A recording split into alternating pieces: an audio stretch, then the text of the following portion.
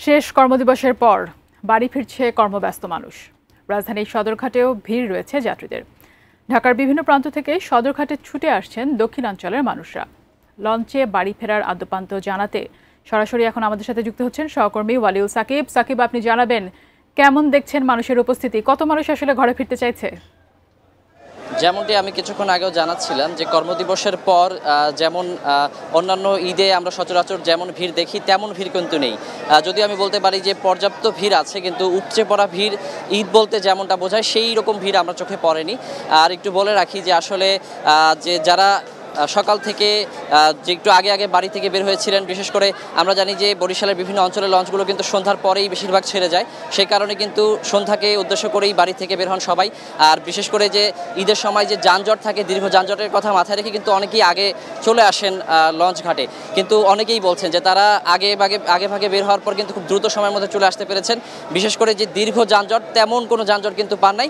কেউ কেউ বলেছেন যে কিছুটা যানজট ছিল, তবে সাধারণ সময়ের চেয়ে কিছুটা ভোগান্তি কম ছিল বলেই তারা আমাদেরকে জানিয়েছেন।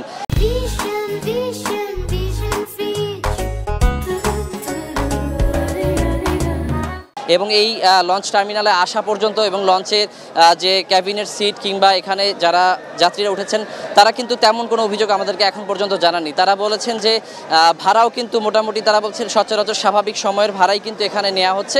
সব মিলে সবাই বলছেন যে বেশ স্বস্তিতেই কিন্তু তারা যে ঈদের উদ্দেশ্যে বাড়িতে রওনা হচ্ছেন। যার যার যে কাঙ্ক্ষিত লঞ্চ তারা ধরছেন, অনেকটাই কিন্তু কোনো দুর্ভোগ ছাড়া, কোনো অস্বস্তি ছাড়াই কিন্তু তারা উঠছেন। তবে এর মধ্যে যে কেউ অভিযোগ করেনি ভাড়া নিয়ে তা কিন্তু নয়। দু একজন যাত্রী কিন্তু তারা বলেছেন যে কিছুটা বাড়তি ভাড়া কিন্তু তাদেরকে গুনতে হয়েছে।